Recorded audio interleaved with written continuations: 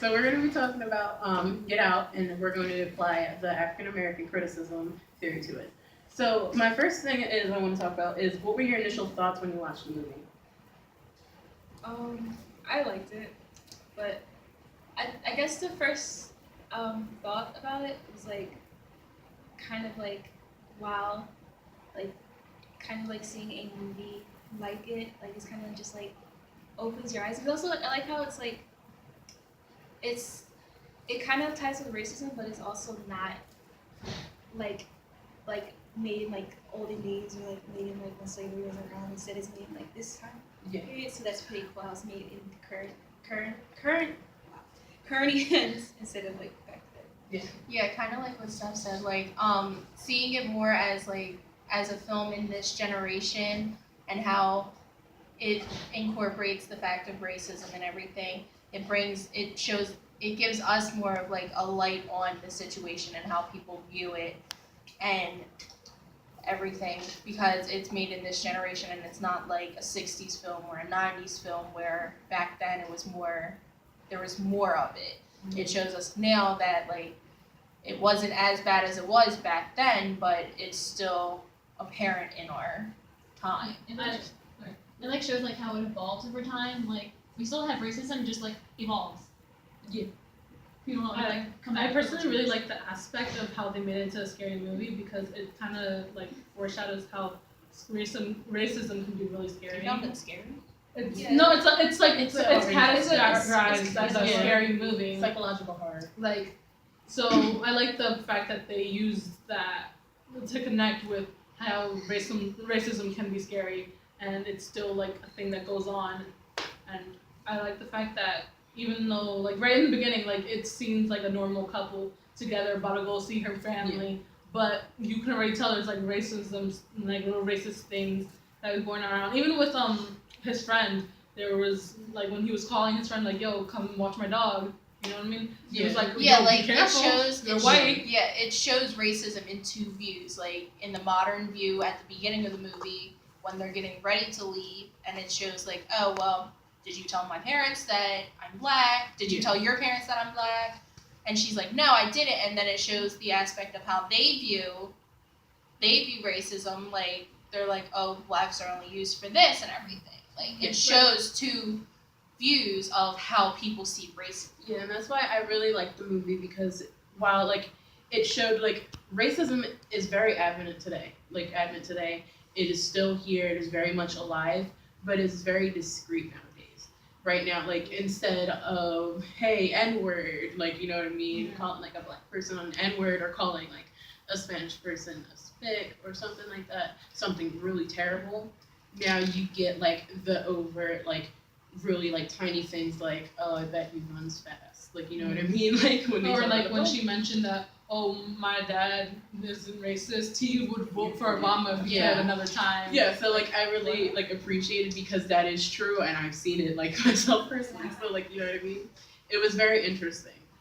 So alright, so I want to talk about basically the first part of the film we see them going and then we see the whole deer. We see the deer scene where they hit the deer. And his intense like just staring contest we'll call it with the deer. What did you feel about it? Like when you like you know when you saw the scene you didn't know anything about that deer, you didn't know that it might have represented him with his mother or like anything. What did you first think when you saw the deer? Honestly, I thought it was creepy. Well, because like I also thought it was kind of like it would be like a foreshadowing because like you honestly you really don't just walk up to a deer after you hit it in your car and just look at it like just stare into its eyes as it dies. So I thought it kind of like affected him, but I didn't know why, but still it's kind of creepy. I mean, originally when I saw the scene, I thought it was really stupid. I'm like, why having like someone getting hit, like someone hitting a deer, like that's so pointless. That's just like wasting time in the movie.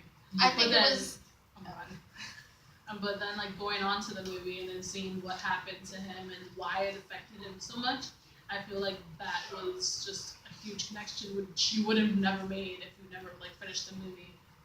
Yeah, I think the deer scene was like it was foreshadowing, like Steph said, like it kind of foreshadowed like him being like him being like a deer caught in headlights, where like he completely did not expect what was gonna happen, expect any of that to happen to him, so he was kind of like a deer caught in headlights, kind of. They also kind of brought it back with like when he hit Georgina, he did the same thing as well. So one of the so like later on they find out about the deer that like why he froze up so much is because his mom was like killed in a drive-by.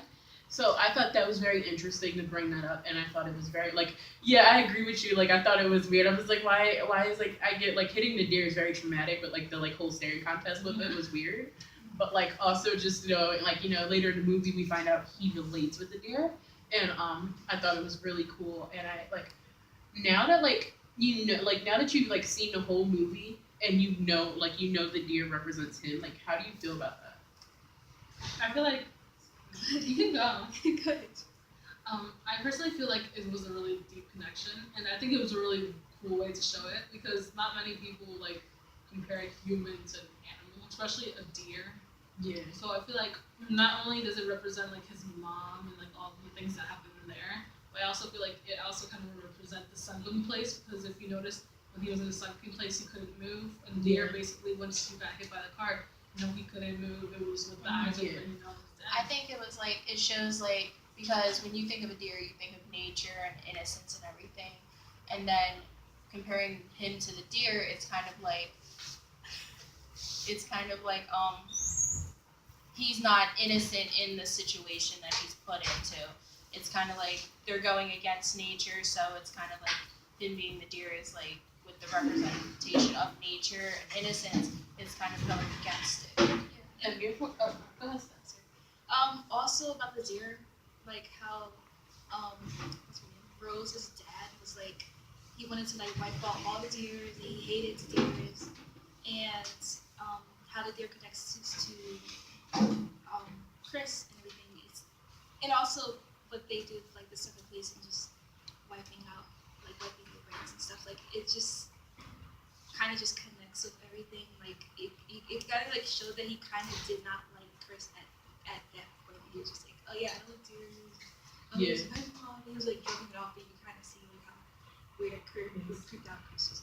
So I thought that was also really funny because like if you ever gone on YouTube or even like gone out into the street, you have heard at least one like crazy person go on that whole speech and replace deer with the N-word or black people or Spanish people or Hispanics, Latinos, Latinas, Chinese people, Japanese people, like any minority, you have heard like that same speech copy and pasted with just a different word in it. And like I think so I think that was like really funny. But like also I wanted to go back to what you said with like going against nature, which was really interesting because they do go against nature. They're taking the brain